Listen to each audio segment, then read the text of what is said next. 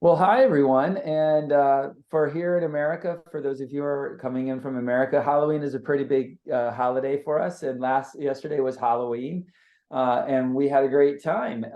Andrew went trick-or-treating. I, of course, handed out a bunch of candy because my kids are older. But welcome, Andrew. How are you? I'm good. Thank you. Thanks for having me. Well, let's get right to it. Tell us a little bit about who you are, and in true Marvel comic book superhero style, tell us a little bit about the origin story of Incentive Pilot. Sure, absolutely. So we're a SaaS company serving enterprise customers, and we have some powerful gamification marketing tools that incentivize sales activities. We got our start while we were running a UX studio. We were doing UX work for big enterprises, but also startups. And we were hired to create some channel marketing apps for a campaign at an enterprise 100 company. And we got some really amazing results. It was the best campaign they'd ever run. And we kind of got a peek behind the curtain of what it was like to run these programs. It's really hard to organize these programs with thousands of partners or sellers to get them to do what you want them to do, deal with all the prize logistics, deal with communications, and get those results. So we knew we could build some tools that would help streamline the process. Once we kind of nailed down the logistical aspects of it, we thought we could increase engagement. So we started adding some gamification and doing some experiments, and the results were really crazy. Now we've run campaigns that have generated over $500 million in pipeline and revenue with channel partners and internal sellers. And we've had individual campaigns generate tens of millions of dollars, like $69 million in a single campaign for one of our enterprise customers. So with that level of validation, we decided to shift all of our focus from the UX studio to focusing on the SaaS company. And uh, with that level of validation, we knew we'd kind of outgrown our experimental pricing, and we needed some help in formalizing things as we moved further into the market. Well, I want to pick off a couple of things before we move into the how you got associated with us and how you worked on pricing. One of the things that you talked about, which I think is a really powerful part of your story, is that you went from the transitioned. If you're in Silicon Valley and you have to be a cool kid, you'd say you pivoted, but you transitioned from a services company into a SaaS product company. How was that transition? Was that tough? I mean, you kind of made it sound pretty smooth, but I know that some companies really struggle in that transition. How was that transition for you? Was it smooth, or were there some things that you had to resolve in that process? Yeah, I'm not sure anything about running any type of business is smooth, but no, we made it a long way. I mean, I think for my partners and I, we share some of the same core values, and one of the core values is to always do right by people, no matter what. If a customer is unhappy, figure out how to make it right at the end of the day. Treat employees and partners and contractors well. And so things change as you shift focus. And one of the biggest challenges is the revenue model itself. In services, you're making money as you go. In SaaS, you're thinking about the value of the enterprise more than the value of each project. And calculating the value over time is much different than calculating kind of the hourly cost it is of doing business at a service company. So there's the revenue model switch, and then the roles are very different. When you're running an agency, you're using, employees with tons of creative brain power. But what comes with that is people who are interested in doing a variety of different projects for a variety of different customers, folks who probably aren't um, many of them aren't the same people that you're going to need to run a software company. So transitioning with employees and taking care of them as we did that was probably the hardest part, because you love working with the people you love working with. But as the nature of the work changes, the roles change, and everybody's not always a good fit. So shuffling up the team is probably the hardest part, but I feel really good about how we did it. And we did it incrementally. The SaaS product started taking a chunk of our our services revenue so we could take on fewer projects. And then we kind of just reduced our project load over time. The whole transition took about a year and a half. And But we it went, wasn't a hard cut. You did kind of a change. You didn't cut off your services revenue in one shot. You allowed it to be changed. Now, I think that had some advantages for you in terms of maybe you've retained more equity ownership. You didn't have to bring outside investors in, or did you bring outside investors in? nope, we're completely bootstrapped. So we did that. We kind of shifted the revenue, and then when we reached about 75% of revenue replacement, we decided to make the shift. So money was tight, and it's it still has to be a carefully balanced budget these days, but things are sustainable, and it's really exciting because you'll probably hear me talk a lot about experimentation and the process of learning more and more about the product you're building as you go, and all of that takes time, takes more time than you want it to. And we're big believers in creating something sustainable that gives you the time and energy you need to try new things and figure stuff out. One of the things that's hard for us as a group to think about taking outside money is how much you're kind of creating these end goalposts of what has to be done, and in the real world it just doesn't seem to work that way for us. Well, that sounds fantastic. I mean, that's not that is maybe not the path for many SaaS companies. But one of the things that you and I share is, of course, that's our path. Laura and I were at Contenio, which we also bootstrapped. We did the similar kind of services to product switch and transition. And when we eventually sold Contenio, we had a nice outcome, but we didn't have an arbitrarily defined requirement. We had a way to work that was good for us. So I appreciate what you're doing. How did we get involved? And the reason I'm asking that is because I think there's a nice story there that leads us into some of the changes you made about your business model and your revenue model. So let's talk about how you and I got to get together. Yeah, I discovered you on Greg Head's Practical Founders podcast, and I heard your story and kind of clicked the same similarities that you just mentioned. So I think we connected on LinkedIn, and that's when you offered to send over the one of the final drafts of the Profit Streams book, so I could take a look. And I looked through that. I don't know if I provided any useful feedback for you. Oh, But you did. And I want to let people know that the book writing was informed not just by the experiences of my co-author, Jason, and myself, but we had, by the time the book was done, we had over 500 reviewers involved, and Andrew was one of them. And the way we did it was a rolling review, meaning every month we would find new people, but we would also include the prior reviewers.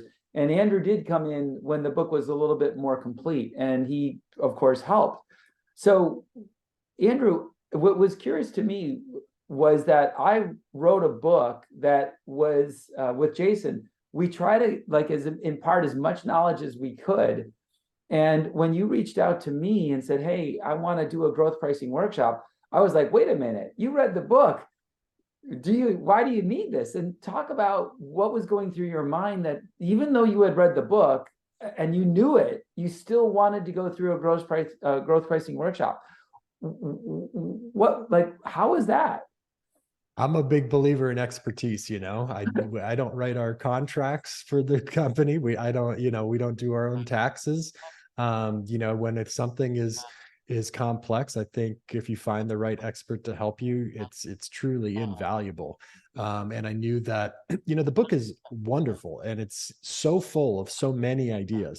And a process that's really helpful, but you still have a ton of options, right? You can value your company and your products in so many different ways.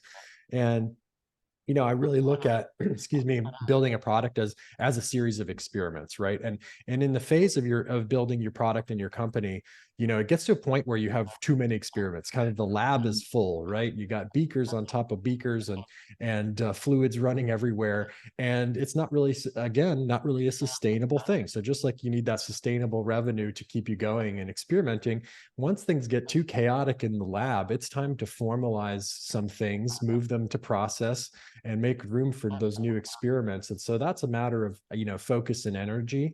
And we were doing that with the product, we were doing that with our processes. And I felt like pricing fell into that bucket too, because we've been experimenting with different pricing.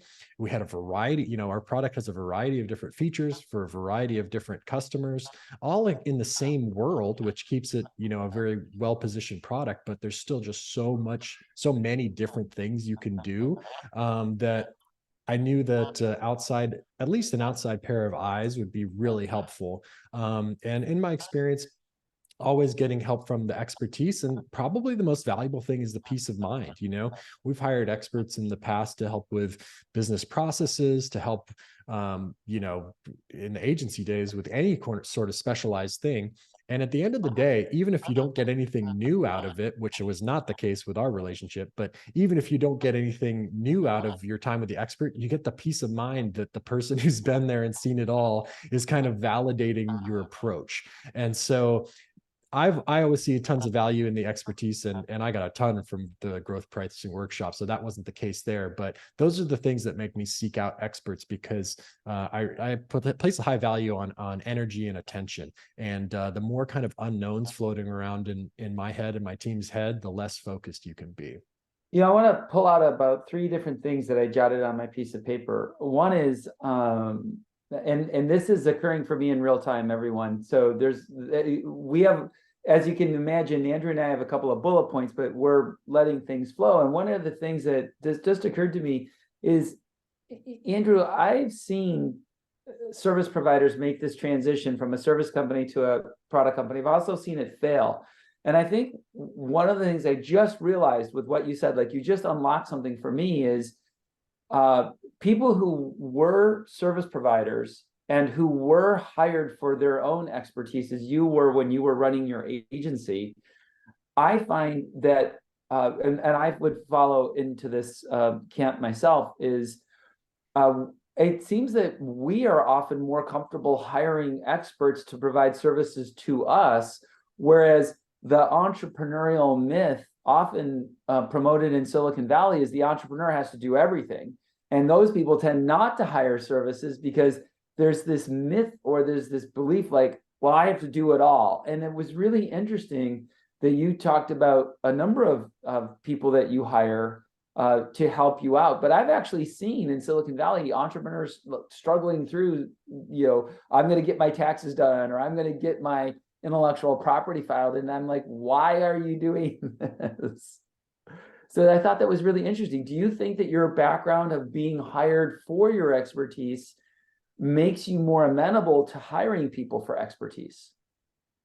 I think so. I mean, I think I've met other agency folks that are probably, more of the do-it-myself mindset. So I'm not sure how much of that influenced it. I mean, I think capital and sustainability comes into it, right? If your margins are really tight, then any expert hourly rate seems untenable, right? And I got to figure this out myself, kind of thing. So, I think that's probably a big, one important piece of it is that if you have profit that you're reinvesting in growth, then you have, you can see the situation a little bit more clearly and weigh cost benefit of time and money, not just money.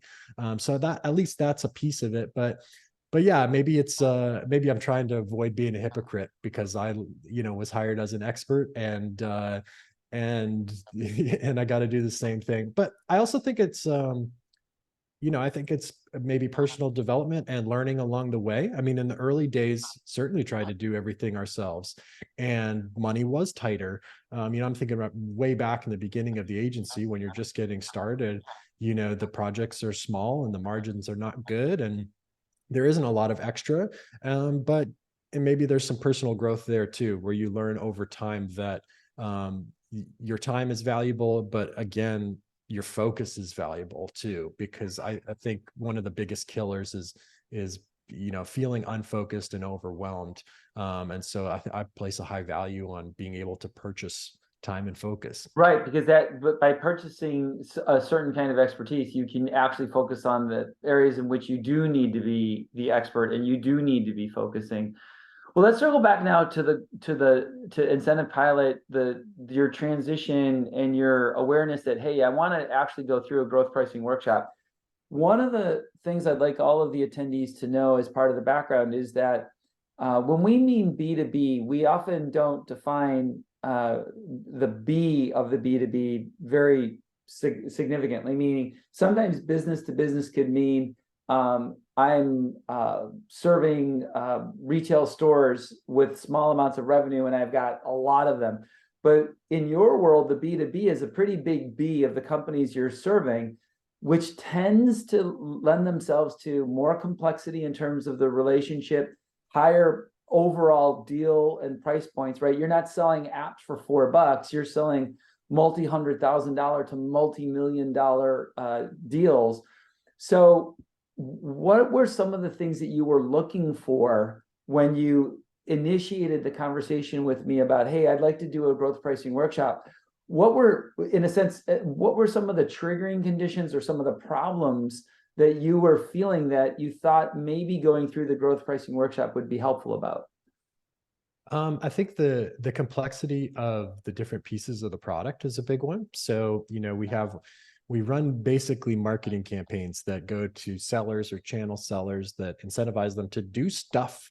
And that stuff can be, registering a deal. It can be doing power hour calls with prospects. It can be posting on social media. It can be taking trainings, doing other sales enablement activities. So our app does all of that stuff and it integrates with other apps as well. The other big piece is that we deal with digital gift cards. And so we have we do tens of millions of dollars in pass-through revenue of gift cards that go to these sellers. And for one of our big customers, that is how our deal started. And how we got off the ground was taking a percentage of those gift cards as our software service fee.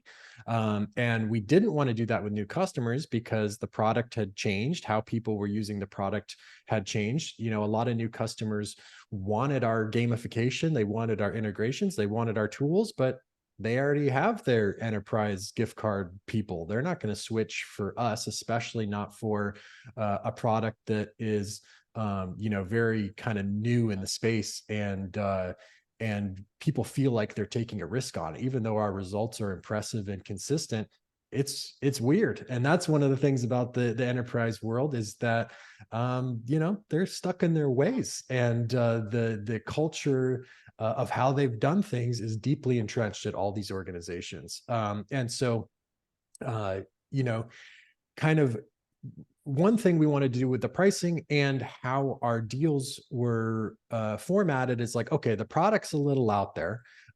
We work really fast. That's a little out there for them. What are the things that we can kind of bring to the table that feel more comfortable and standard for them? And that's something where, we knew the expertise would be valuable because we had the way we were doing it. We were replacing our revenue, but is there a way we can make this even more kind of enterprise friendly? And we kind of look at it like, what are the questions that we can get people to stop asking, right? That's with the product, that's with the service, anything. Like if you can have a conversation with the customer and you're hearing all these questions because it doesn't make sense to them, it's like, what can we change so that question goes away?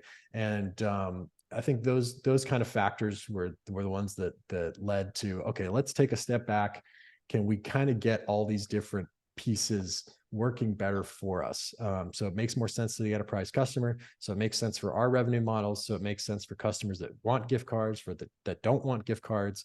And can we kind of make this make more sense than it does, because it's that lab full of experiments at the moment.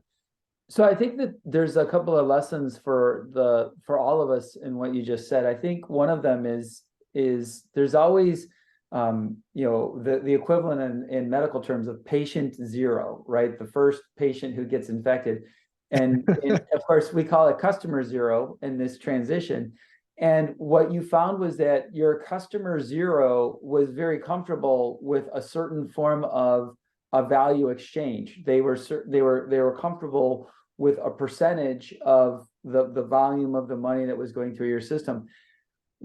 I think the more subtle question, and it, by the way, this could be one of those very, very challenging to answer questions because you may not exactly know, but you found success in one customer through one mechanism. What was it that motivated you to question whether or not that way of doing a value exchange would work for your other customers? Did they flat out say, hey, Andrew, I don't want to pay you a percentage of your gift card? It was completely obvious.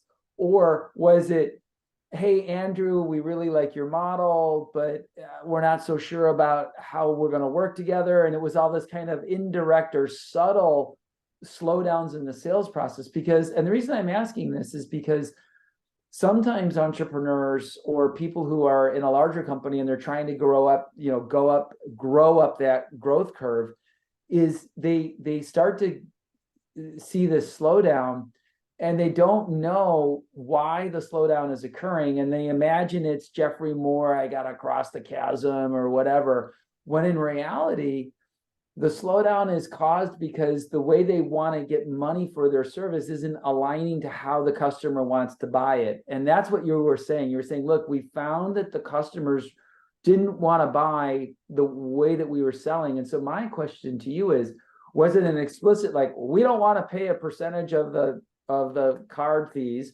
direct, and you could be like, oh, okay, well, I'll figure something out? Or was it more subtle and was it more indirect in that interaction? Um, a little of both. I mean, A little of not, both. yeah. So, I mean, so the first, and I think a lot of it's the stage, right? So it was our very first customer that was paying the percentage. And the reason the deal was, before we were even a company, was like, okay, we'll build this app for you, but instead of a service, charging you to do it as a work for hire through the agency, we're going to charge you to license it. And because you don't have very much money to license it, we're going to take a chunk of So you wanted to get a certain total revenue to cover your costs, and you were flexible with that first customer about how they were going to pay you, and you had some inside knowledge that they couldn't pay a normal quote unquote SaaS fee, they couldn't pay the normal amount that you would expect the SaaS fee to be charged. Exactly. So, I mean, and that's kind of like, that's how the experiment started. And then it grew and grew and grew at that organization. And, working with procurement has been a challenge, but, at the end of the day, there's just things you can't change. And so that's one that hasn't changed. And then rather than someone saying, hey, we don't want to be charged that way, it's like our next big opportunity was, hey, I really want to use your tools, but we already have our gift cards covered. So it's like, So, okay. there wasn't even an opportunity to charge that way.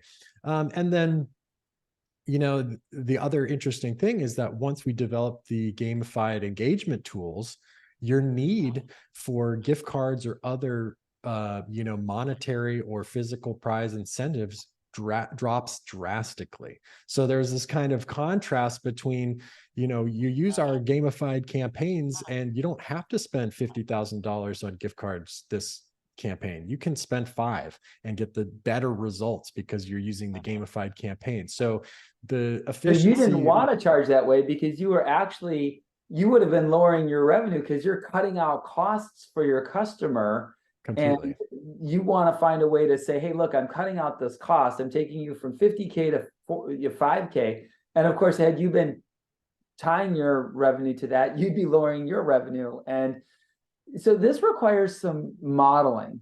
So modeling can be scary for people. Some people love it. Some people find it scary.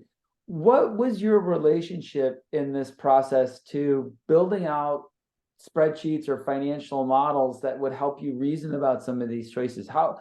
When did that kind of kick in, and how did that process work? Well, my business partner, Brad Wyatt, is the financial guy. He's the one who can whip you Oh, up a hiring for spreadsheet. expertise. I love it. Yeah, I mean, he can whip up a spreadsheet to do anything in about a half an hour, which is a wonderful thing. So I'm not really the expert to talk about with it. I mean, I think in the modeling, we certainly do that. did that and continue to do that. The one thing about taking a small percentage of gift card revenue is that it's not very much money. So there's not a ton of modeling to do to make up for that revenue, right? It's just like, oh, if we can, get it in this ballpark, then this is we're going to work great for new customers. And as you mentioned, prices for the enterprise are high. The challenge is, getting them to take that first step and run the pilot program where things start going well, and then the conversations about going into an annual agreement are much easier. So when we're looking at the pricing, there's the models for, okay, once we get someone as like a subscription customer, what does it need to look like? But also, what does the pilot program need to look like? What kind of adjustments? How do we design this to, help people make an easy decision to try us out? Because that's, as soon as they kind of see it in action, it's very sticky. But again, it's very foreign, and it's hard to get the ball rolling with any big organization. It just takes time to build relationships and earn trust. So let's pull out a couple of things. And there's like just a statement I want to make for all the listeners to really cement something. It is important that there is a member of the team who can build spreadsheets and models and help do financial analysis and financial forecasting. Even if you have that skill, it's good to have someone who can collaborate with you. I think one of the other things I want to pull on a little bit, Andrew, is that you and I actually use spreadsheets too, but we used it in packaging to start to design packaging. And the packaging had a clear goal, which was this notion of how do we help people get started, but then how do we create value for Incentive Pilot if that first trial, that first pilot is successful with the organization.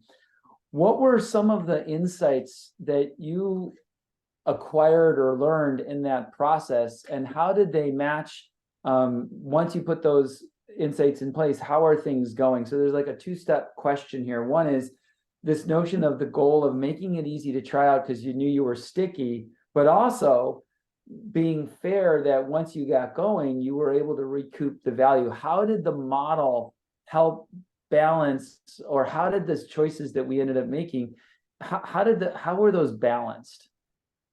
Yeah, so I think there are a couple really valuable things that helped in the packaging. The first was, again, a large number of small features that are hard to wrap your head around. If you're the one who's designed and built them with your team, it's hard to wrap your head around how outsiders see it, and you don't always get that direct feedback from customers and prospects. So the outside perspective of Luke's questions of what the hell is this and why is it like that, he's much more kind than that. I'm joking.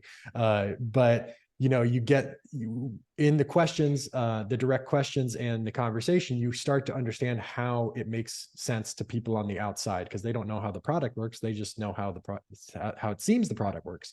So that was very valuable in understanding, okay, these features need to be separated out as add-ons, and these can be included here. The other big thing that I got in our process of packaging into our 3 basic packages was understanding how the value and the pricing of each tiers are related, right? I think in our first pass, we kind of got the features separated out into add-ons, and things were feeling pretty comfortable. And then we were assigning prices to each package. But then that's when the expertise, I think, really kicked in, and you were able to help us, understand how you more than double the value of the next package by the features that are included, but also increase the price. So the price of each package roughly doubles, but the value that you get for each increase is way more than double. And kind of, it felt really good when we were done with the pricing exercise. And then just a couple weeks later, I was able to use the pricing on a call with a new enterprise customer. And it was so much fun to watch the pricing in action, because we were talking about their entry-level package for the pilot program. And then effortlessly, they started talking about, well, if this goes well, this is what we're going to need for next year. And I looked at our pricing sheet, and it was just the next package up. And the cool thing was, they're running a pilot campaign with some add-ons now. It's going awesome. 2 weeks in, we have 6x their engagement of the first 6 months of this year. So their results are through the moon. I'm hoping we'll continue to work with them next year. But the cool thing is if they want to do additional campaigns each quarter next year, if they stay in the package they're in, they're going to be paying more than if they move up to the next tier, because they get some of that residual value included in the next package. So, they're moving up in our pricing structure, which is a larger annual fee, but because of their add-ons, they're actually saving money. So I just really love how the different tiers interact in that way. So yes, they go up in monetary value, but what you get for your money is actually better for the customer. Yeah, so there's a couple of really important things there. One is the value curve that we designed together is super linear, and the cost curve is linear. However, there's for everyone listening, there's downside protection built in, meaning if the customer at the current tier doesn't upgrade to the next tier, but they do consume more of the service or they do consume more add-ons, there's still additional fees. So there's in a sense upside incentive for them to move to the next tier, which creates more consistent revenue for IncentivePilot. But if for whatever reason the customer doesn't make that tier jump, but they still want more of the service, then IncentivePilot can sell more a la carte offerings, these add-ons, and are protected against people just saying, hey, give me more. Well, okay, giving you more is going to cost more. One of the things that you mentioned, it kind of in passing, but I think it's really instructive, is that you've always had in this process, your customers' performance is leading in your conversations with me. You've always talked about how do you help your customers, and you just said it again. We created a 6x improvement. In terms of our model, we think of that as the customer ROI. How do we show our customer that we're delivering them value? Where are you in terms of your need or your building out of either tools or sales enablement for yourself and your other salespeople about how you're showing customer ROI? How are you communicating the value now that we've gone through this and you've got a better handle on the value you're creating? Yeah, so that's a great question. And I think one of the interesting things that we found is that I guess an assumption I had a few years ago when we started working with these folks was that they were going to be the ones who were incredibly business minded and scientific minded, and we're going to have tough KPIs for us to hit. And I learned really quickly that that wasn't the case. We're usually the ones creating the KPIs or setting the goals for our customers. So I think step one for us was understanding, where our customers are and educating them on, for many customers and many prospects will ask, well, how are things going this year? How many partners in this initiative, how many partners have you engaged? What have they done? A lot of times they can't answer that question. They don't even have the basic metrics, and so educating on, hey, let's take a look and collect this stuff so we can understand what improvement looks like and how much the improvement will be. That's a big piece of it. We've had campaigns run where the results are just unbelievable, and we get on the call and talk with them, and it takes the conversation for it to sink in with our customer, like, oh yeah, this is 10, 20, 100 times better than the last thing I did, right? I think a piece of it is the scale of enterprise. You run a campaign and you make $50 million. It's great. If you run a campaign and you make 150, that's great. It doesn't necessarily click that you just, did 3 times the revenue. That might be a piece of it. Some of it's a mystery, but that conversation and, part of that was wanting to serve the customers. Part of us was us wanting to learn more about what's actually happening, right? We wanted to know how our products were performing. We wanted to know, how we could make things better. And so I think those realizations and conversations arose out of our interest in building our own product and learning from our customers. So that's a big piece of it. One of the challenges we have with our results is that they're unbelievable. They're unbelievably good.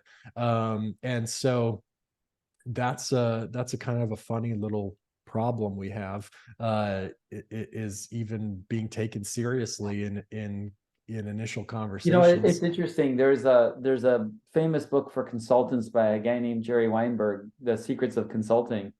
And in early in the book, he said, sometimes you'll find an organization that you can help, and you create these quite large ROIs, but you don't claim it because you might even inadvertently be unbelievable. Meaning, it's better to claim 10% than 1,000%. Right. Getting 1,000% improvement is not quote unquote believable, but it may be true. And so I appreciate what you're saying there. Let's circle back to the process. In the book, we talk about a certain process of going through the changing pricing and changing packaging. We talk about understanding what's motivating you, which we call triggers. We talk about creating a snapshot of what you have. Then we talk about exploring various changes, eventually settling on changes, and then implementing those changes, changing the websites, changing collateral, changing marketing materials, and sometimes even communicating changes to customers if you have a lot of in-flight customers.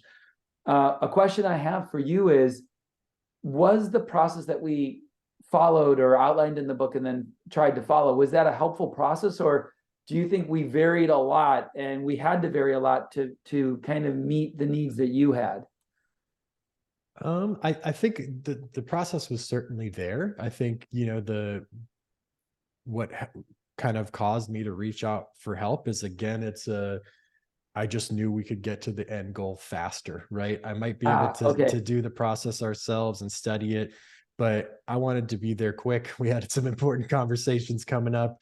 And again, that peace of mind, right? There are enough unknowns, and are we doing this right, floating around in my head. And the more you can get out of your head, the better. And so, I wanted to bring in an expert and yeah, get that peace of mind that, hey, this is a good shot at this, and I don't have to think about it. It can, I can move that piece of my brain to thinking about something else that's gonna. It's funny. I have a Yeah. similar kind of statement that I use. I like to tell people, look, I think I'm smart enough that if I wanted to sell my own home, I could probably go get some kit and sell it. But it's a big transaction, and I don't do it very frequently. I've been in the same house now for 25 years. And so that peace of mind is really important for large, infrequent transactions. We don't change our pricing every day. We don't change our packaging. So that notion of a large, infrequent transaction and getting some peace of mind, I think it's not just in our business lives, it's in our personal lives too. Let's bring this home and then give a little bit of time if the attendees, heads up attendees, if you have questions, now's the time to go ahead and put them into the chat or put them into the Q&A. But the results so far seem to be promising. What would you say would be some of the lessons learned or the kind of the key takeaways? And then I have one additional question, which would be, when do you think you're going to be revisiting your packaging and pricing? I know it's new and it's settled, but we also know that things evolve. So what were some of the lessons learned or takeaways? And then when do you think you would be doing this again? Yeah, lessons learned. I think that invaluable outside perspective of what makes sense on paper, of like how things are, how things are laid out. So kind of getting, you have prospects and customers are obviously places you can get feedback on how things are packaged, but also our customers are extremely busy, hardworking people that you just can't always get the feedback you want or need from them. So to get an outside perspective from someone who kind of shares that foreign relationship with what you're offering, you get to see how other people see your product, right? Because when you've built the product, you know how things are connected on the back end, which features are duct taped together for that which project, and it doesn't all make sense in your head. And how it makes sense from a user experience perspective is not always how it makes sense from a pricing perspective or a buying perspective.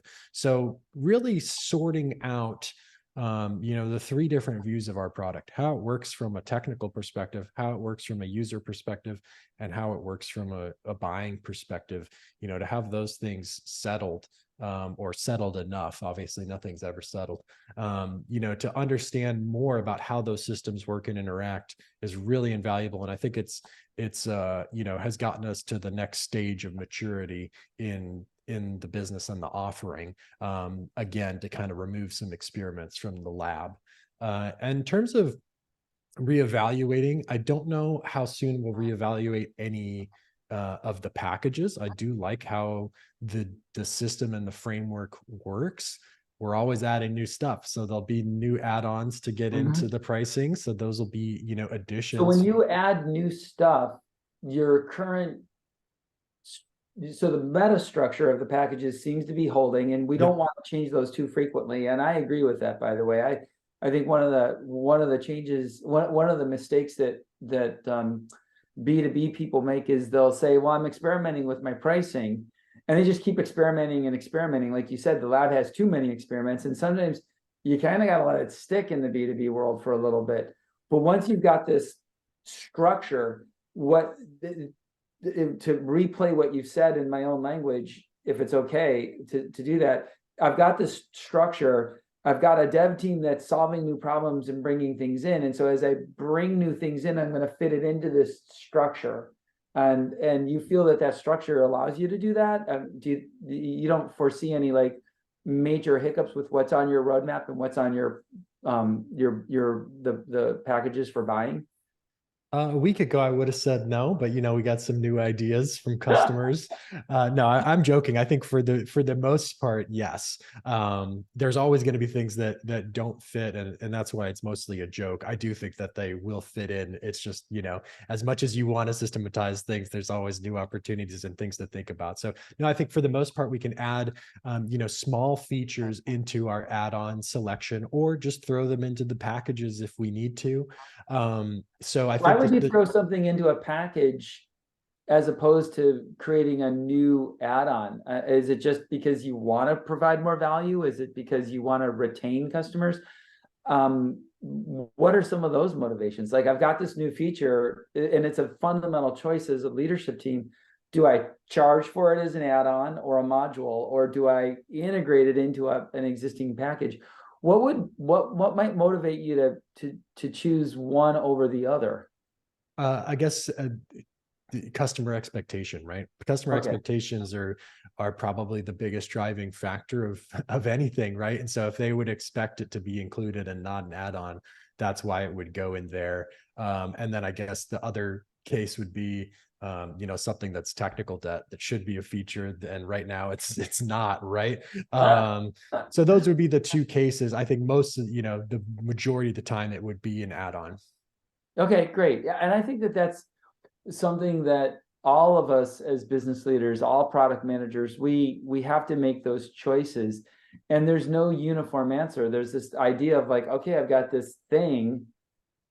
Now, we recommend trying to figure out, is the thing that you're adding primarily designed to acquire or attract new customers, or is it primarily designed to retain existing customers?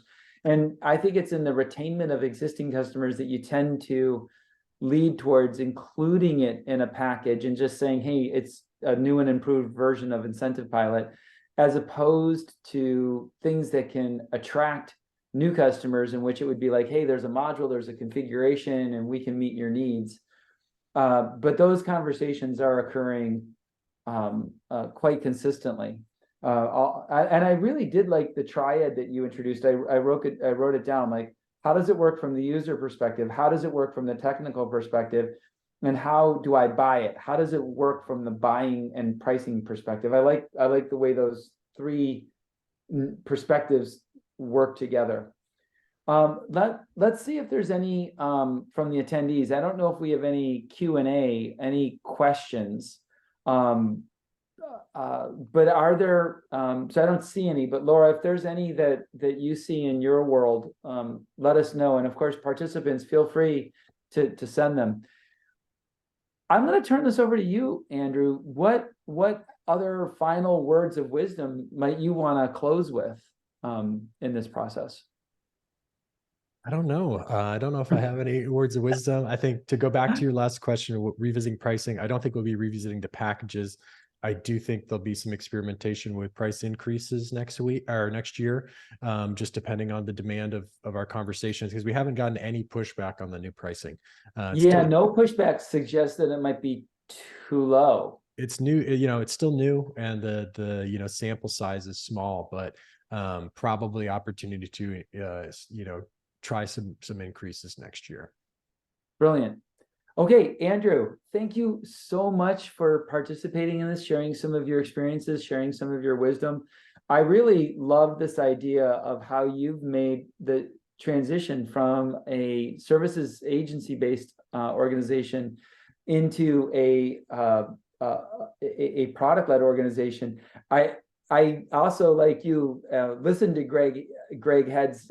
So this is a shout out to Greg Head and the Practical Founders podcast. We have to get you on Greg's show, because I think Greg and his audience would love listening to your transition, because it's such a powerful transition. What you've done is hard to do. He's smiling. There's sleepless nights behind the smile, I'm sure. But I love what you were sharing today. So thank you so much. Well, thanks for having me, and thank you for all your help. I mean, it was wonderful working together. Okay, bye everyone. Stay tuned for another episode of our webinar series and come on back. See ya. Bye-bye.